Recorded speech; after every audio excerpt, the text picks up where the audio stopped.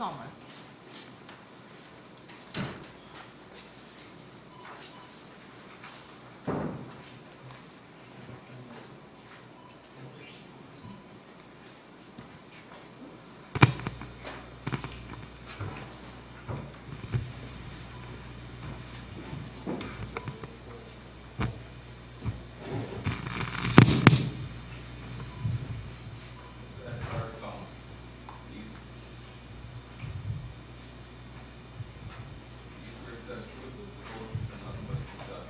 I do.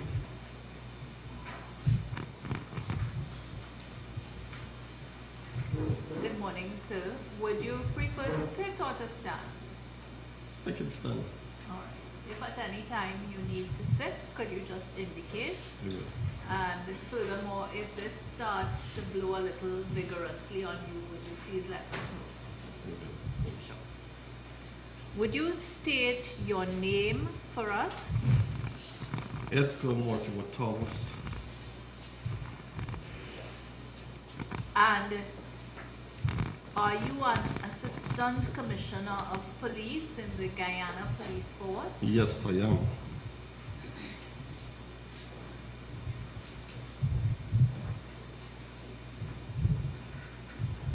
Give us 1 second.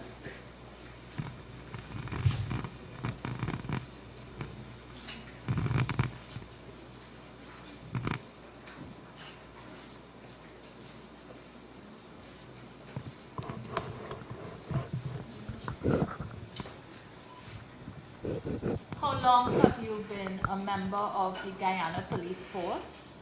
Roughly about 49 years. How many years? 39.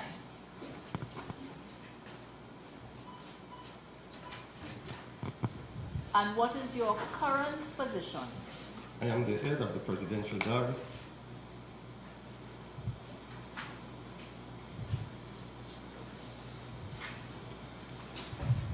Is it that he no longer holds the office of Assistant Commissioner of Police? Yes, I'm Assistant Commissioner of Police, head of the Presidential Guard. Head of the Presidential Guard.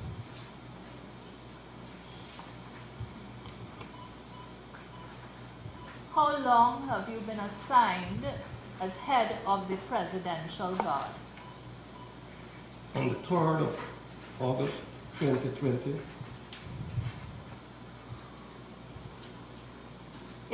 Do you recall the month of February 2020? yes, I do. And what position did you then hold? Assistant Commissioner in charge of Regional Division 4E.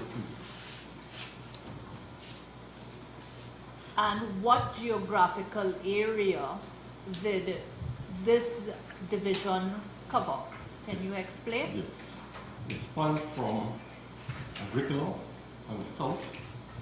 and- Agricola Yes. to Cummins Lodge.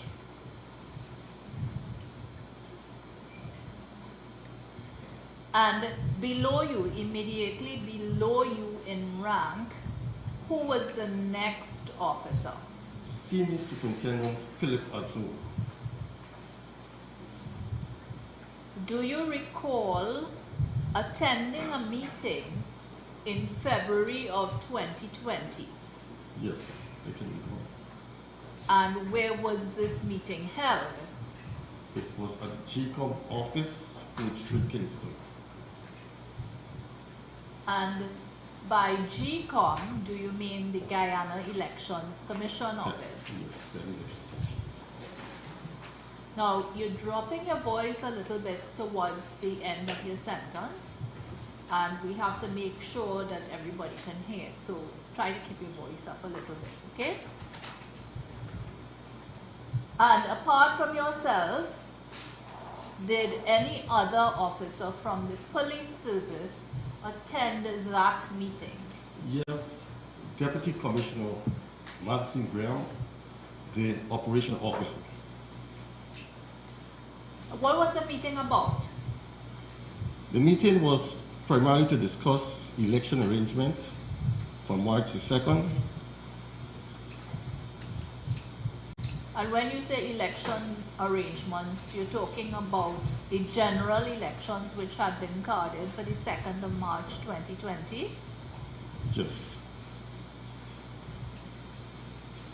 Who from GCOM did both of you meet with?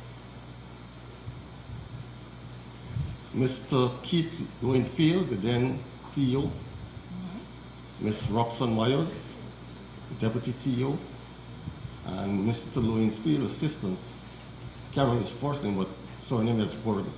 Edgar. Okay. So when you say CEO, do you mean Chief Election Officer? Yes, Chief Election Officer. And when you say Deputy CEO, do you mean Deputy Chief Election Officer? Yes. And his assistant was Mr. Hetsberger, Hethsberger. Yes. And arising out of this meeting, can you tell us what responsibilities were assigned to you? My responsibility was to take care or provide security for GCOM's building or command center, Iron Atfield Street. Was this the Ashman's building? Yes. And what was your understanding of your role there? Who were you to allow in, who couldn't come in, that kind of thing? My role there, or the police general role there, was to take care of the external security. Now, some specific instruction was given for the police. And what were these? That the police, the first instruction given that 2 police officers were to allow into the building. Only 2? Only 2. And who gave that instruction? That was agreed on in the meeting between the Chief Election Officer, Mr. Lowinsfield, Ms. Myers, and my superior, Ms. Maxine Graham. Apart from the police, were there any other security arrangements in place for the Ashman's building on election day? Yes. I can recall immediately to the entrance of Ashman building was Caliber Security in charge of that area, the main door. Additionally, Mr. Ronald Stewart. Ronald Stewart? Yes. Was the chief security officer for GCOM, to the best of my knowledge. He was employed by GCOM. Okay.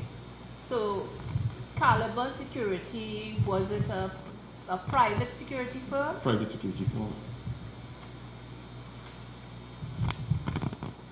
Do you recall Monday, the 2nd of March 2020?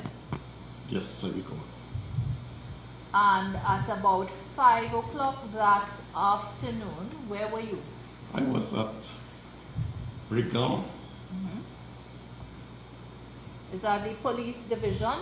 Police Division Headquarters, Brigham, in my office. Yes. And did you receive a call? Yes. I received a call from the operation room informing me that they received a call from what we may call command center, we call it force control, but okay. Take your time. Remember, we have to get each word, each important word down. Yes. All right? They got a call from command center. Yes. And did they bring you up to date as to what the call was about? Yes. Mr. Thomas, I think you're speaking away from the mic, and I'm seeing some signs down the back. Okay. Speak toward the mic. Would it be easier if, I'm wondering if it might be easier for the chair if he sat and leaned Make in? yourself comfortable, right? If you think you're more comfortable sitting. Yes. Could you assist with the chair for the witness, please? And in that way, you'll be able to speak directly into the mic.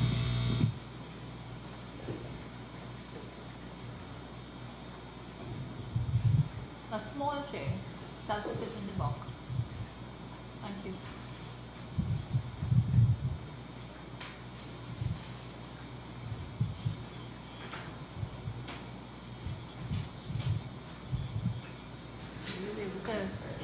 You'll be able to get. Mr. Thomas is not a small man. No. I just don't want him toddling backwards. Are you okay there? Yes, I'm okay. Okay. Do you have enough legroom there? Okay. Right. If at any point you don't feel comfortable there or you feel a bit scrunched up, just let me know. Yes. All right? Yes, thank you. So you were telling us that you had received a call from a rank which had come from the Guyana Police Command Center. Yes, that's where we had got. Yes. Could you tilt the mic a little more down to Watson?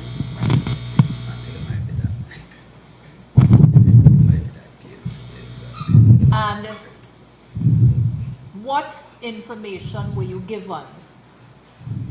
That the message came from the Commissioner of Police, Leslie James, and he requested 5 bits of information, if I can recall. One, the amount of elector on the list. The number of persons, by that you mean the number of persons listed to vote? What was the second thing? The number of persons voted. The number of persons who had voted. What was the third thing the commissioner required? So I think 5 was the amount of persons voted.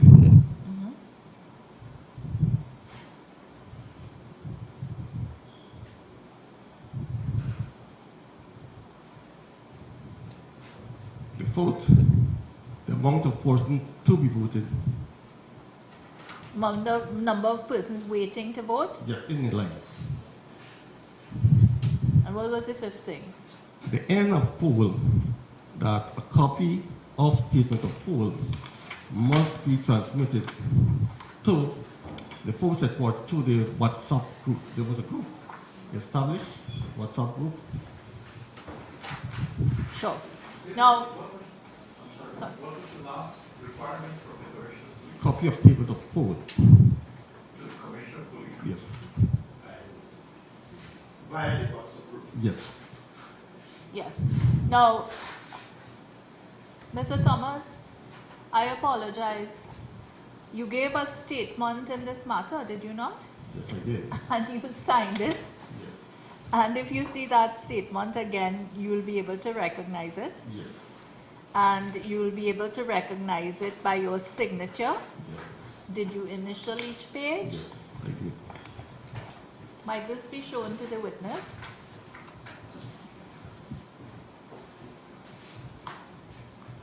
Yes, I did. You have a document in your hand. Yes, I have one of the folders. Right, no, is that the original you have in your hand? Yes, the original. Okay, show us where your signature is.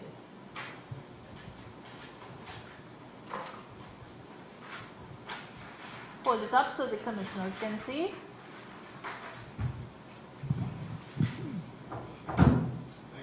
Right. And your initials are on each page? Yes. Might this be marked ET1, please? Admitted and marked ET1. The statement is admitted, marked ET1.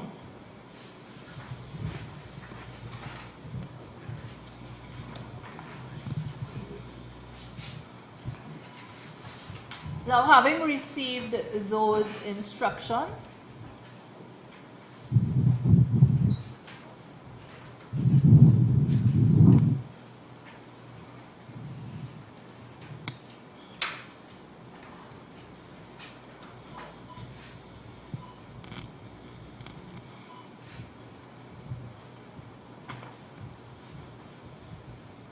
Did you comply with them? Yes, I did comply.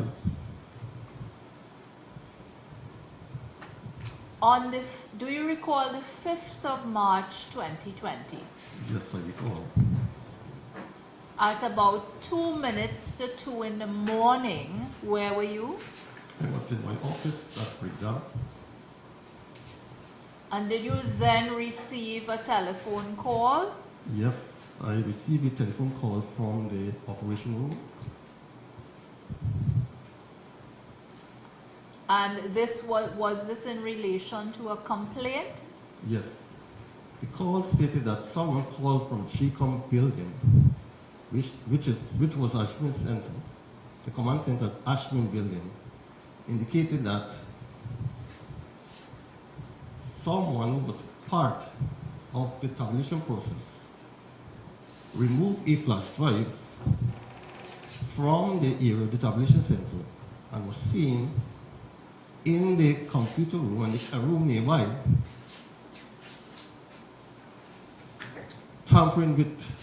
appears to be tampering with the data. And having received that complaint, what, if anything, did you do? I contacted Mr. Wright, Senior Superintendent of Police. He was the Divisional CID officer in charge of my division. Okay. And just for those of us who may not be familiar with the term, CID stands for what? Criminal Investigation Department. And together with Mr. Wright, did you go anywhere? Yes. We journeyed to Ashton Building at Field Street. And apart from yourself and Mr. Wright, were there any other officers with you? There were two to three other persons were there. I cannot recall their names. Sure. And were you all in uniform at the time? No. I was in uniform because I'm in uniform rank, and the remainder were all CID ranks, plain clothes. When you arrived at Ashman's, can you tell me what occurred? On my arrival there with the team, there were multiple reports coming in, and all the reporters were saying the same thing, that someone was in the computer, which they later identified, who was a part of the tabulation process. And he was seen, he left that here, entered into another room, and he was seen actually interfering with the data on the flash drive. So, would you tell us who made these complaints to you? I can recall one, Mr. Josh Kanai. Mm-hmm. I can recall a representative from the EU, Ukraine Union. I can recall that, and there were several others. Okay. Did they include representatives did they include observers? Yes. And did they include representatives from different political parties? Correct, yes. Well, having received all of these complaints from these different people, did you do anything? Yes, I did. Would you tell us what you did? I took Mr. Wright over to the room that was identified. We questioned the person that was pointed out to us. His name was given as Enrique Livan. Enrique Livan, L-I-V-A-N. Yes. Okay, let's just pause a little bit. Now, when you entered Ashman's building, was there an area assigned or called the tabulation room? Yes.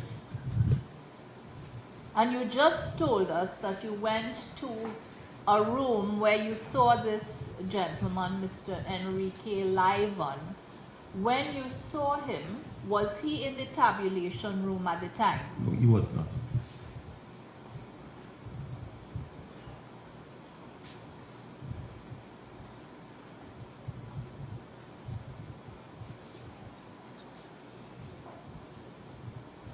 Can you recall how he was dressed? I cannot recall his work dress. Okay. Was he in that room with anyone else? Nearby there were more than one room, and I can recall seeing a female was in one of those rooms. Where in that room was Mr. Livan or Livan when you saw him? He was sitting at the desk, bending over on the table, on the desk. Was there anything on that desk? Yes. A computer, laptop computer was there. And at the time when you entered that room, was the computer open or shut? It was closed. When you approached, you say Senior Superintendent Wright spoke to him. Did Officer Wright identify himself to Mr. Livan? Yes, he did. And did he caution him? Yes, he cautioned him. He put the feds to him. And did Mr. Livan make any response at all? Yes, he said that he's tired and he came in. He was in that room and he came out because he was tired. Okay.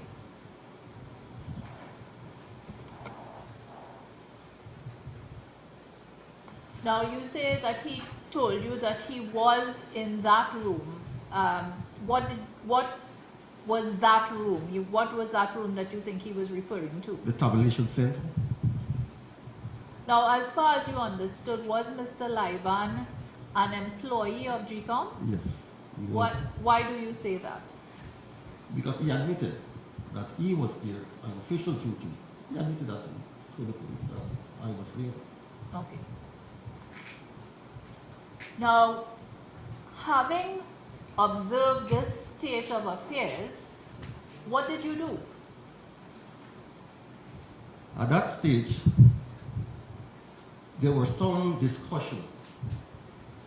My intention was to have the computer and the flash drive in custody of the police, which we tried to do that in the first instance. Okay, well, did you telephone anyone Yes. before you had those discussions? Yes. After realizing that that computer played a vital role for the flash drive, I decided to seek assistance via calling Mr. Keith Lewenfield.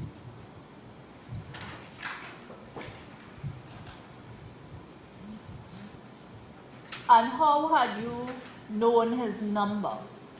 That number was provided to me by Deputy Commissioner Maxine Graham. And is this the same officer, Ms. Graham, who had attended the meeting with you in February of 2020? Yes. After you telephoned Mr. Lowenfield, did you see him at Ashman's building? Yes. He asked for transportation assistance to get to Ashland building. And did you make those arrangements? That was made for him. And how long after that discussion via telephone did he arrive at the building? Roughly about 30-45 minutes thereafter.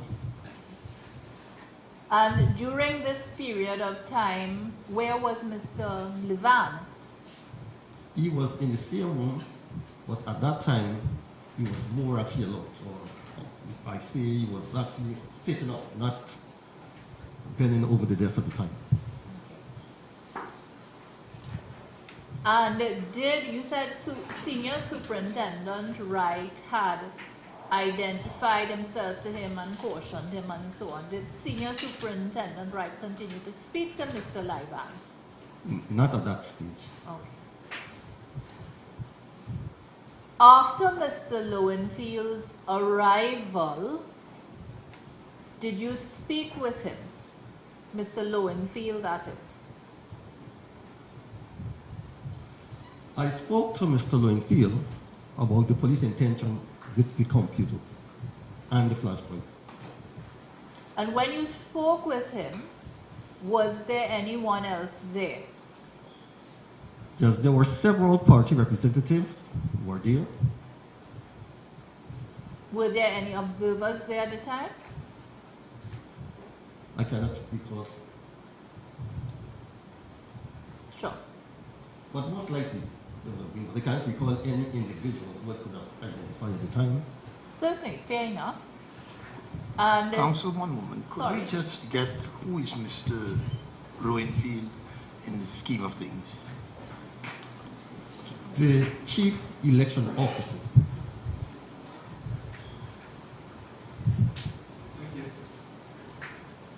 so essentially, from what you have told us, you were saying that the police wanted to take away the computer and the flash drive, correct? Correct.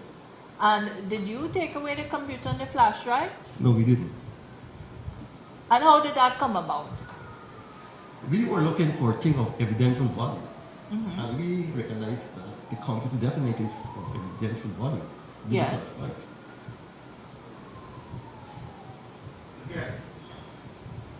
You said you were looking for something of evidential value. Yes. The computer, in your opinion, Well, had such material. yes. Why didn't you take it? Because there was a discussion started immediately in terms of what the impact of taking that computer away would have created for the tabulation process.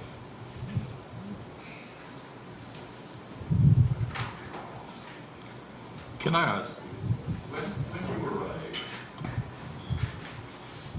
you saw Mr. Livan Yes, in a room other than the tabulation room. yes, Commissioner. Did he remain in that room until Mr. Lowenfield arrived? Yes, he was there. And no one interfered with the computer that he had before him? No one interviewed that computer. Thanks. Now, is it my understanding that you as a police officer did not want to interfere with the electoral tabulation process? Correct. And this is why you agreed not to remove the computer and the flash drive? That's correct. Are you able to say then, well, did you remain there after this was agreed upon? Yes, I was there. So what followed? What happened then? Well, there were discussions between the political party and observers, which I know the fact were there, but I cannot identify them. And what was discussed on that they put the data onto a big screen that everyone could view. And Right. Was it, okay, let me see. Was there a suggestion that the flash drive and the computer should be put, the data from that should be put up on the big screen in the tabulation room? Yes. So can you tell us who moved the computer and the flash drive to the tabulation room? It was Mr. Lightman. And was the CEO present when all of this was being done? Yes, he was. Did you go to the tabulation room when the computer and the flash drive were taken there? Yes, I was.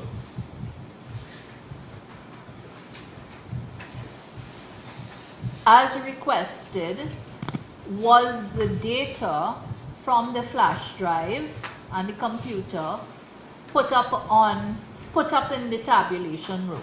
Yes, I saw them And was this on a screen? on the street. Were you able to see that screen? Yes. And did you make any observations? Yes, I can recall that it was then Mr. Frank Anthony, now the Minister of Health, was there. And during that process, he would have observed two folders, which I was there too. You So- also observed two folders. Two folders. When you say two folders, you mean two electronic folders? Yes, I could. Yes. I could. Are we hearing what is that in the other? I was No. there. he just clarified. Did you also observe? Yes, I also. Yes. So you observed 2 electronic folders. Yes, and tell us some more about that.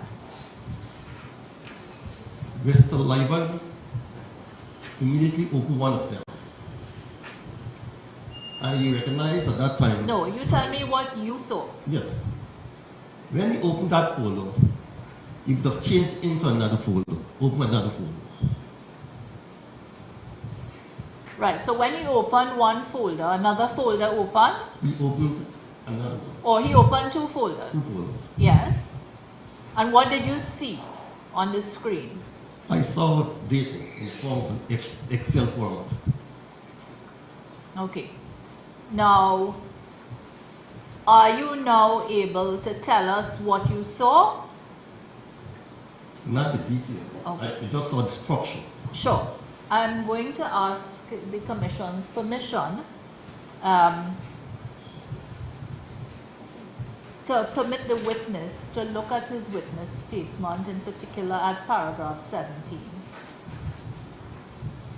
Before you do this, Mr. Thomas, who was the person who was conducting the demonstration, that is, the projection onto the screen from the computer and this laptop?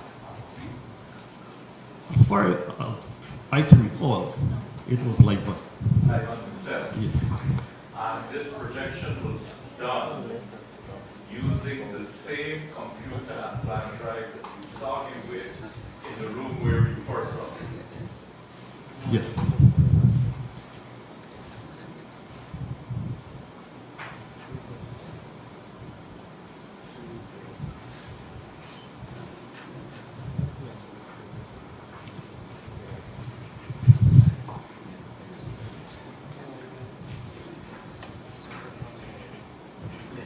Yes. Now, Mr. Thomas, you have a copy of your statement with you? I do. I would like you to turn to page 4 and look at paragraph 17 and 18 for me, please. Look at paragraphs 17 and 18.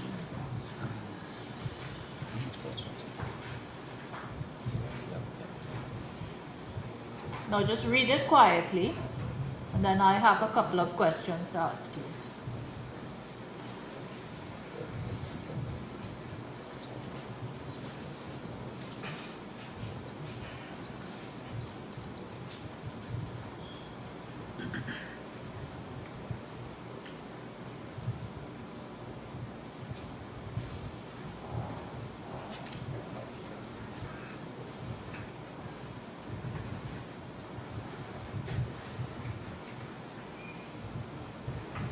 Okay, so you can close the folder now.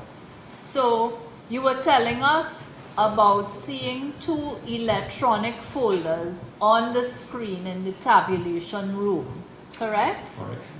And you told us that the person who had put up the folders on the screen was the same Mr. Lyvan that you had spoken about, correct? So when the folders were put up on the screen, did you make any observations in relation to the tabulations for Region 4? No, I didn't.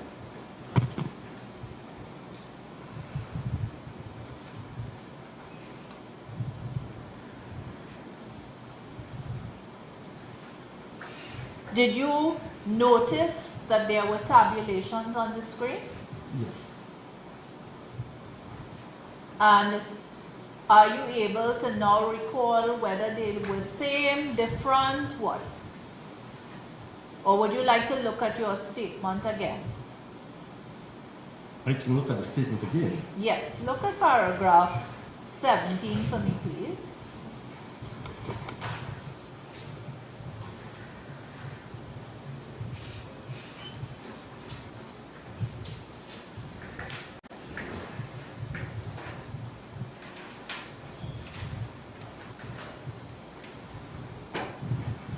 Right, so now that you have refreshed your memory, are you able to assist us as to any information pertaining to the tabulations for Region 4 that you saw on the screen? No, I did not look at those. I look at the structure of the photos. Mm-hmm. They were the same structure. I see. Now, you told us that Dr. Frank Anthony was there. Yes, he was. And did you at that time hear Dr. Anthony say anything? Yes, Can you recall what he said? yes. From all indication, there were differences in the content. And I heard him saying how this one reached here, how this reached here. Okay, so explain that to us a little bit. You said there were differences in the content. The content of what? Content of the folder, which means the content of the data or the structure. So the contents of the two folders put up on the screen by Mr. Livan were different. In terms of comparison. Right. And what did Dr. Anthony say? He said that this is not where they left off. I heard him saying that.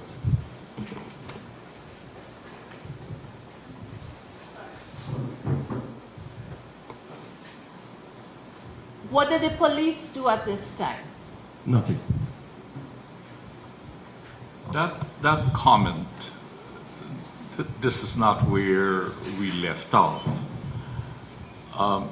You understood that to mean left off in the tabulation process? Yes, yes. Thank you. Did you remain there or did you leave? I was there. I'm sorry, I didn't catch that. Yes, I was there during that period. Okay. Now, when these two different sets of data appeared on the screen and Dr. Anthony spoke, where was Mr. Lowenfield? Mr. Lowenfield was there at the time. And when this observation was made by Dr. Anthony, did Mr. Lowenfield say anything? Yes. From all indication, there was some disagreement in terms of the data. And the political party's representative called for a hard copy of the data that was already verified. So they called for that from Mr. Lowenfield? Yes. And what did he say in reply? He promised and he delivered. He promised that he would deliver it. And he did. He did deliver it. Yes. So after it was apparent that the electronic data put up by Mr. Livan was different, the CEO promised and delivered to provide a hard copy of the correct numbers. And after that was done, did you go anywhere or did you remain at Ashman? I remained there for the time being. Mm-hmm. And at about 10 to 10 that morning, did you receive a call? Okay. To be correct, that was actually the only part of the morning. I did leave the Ashton building for some. Sure. So at about 10 to 10, did you receive a call from an officer at the operations room at Ashman's? Yes. And The said date, the 50th. The 5th, yes. 50th. Thank you. And what were you told? That there is a bomb planted at the building.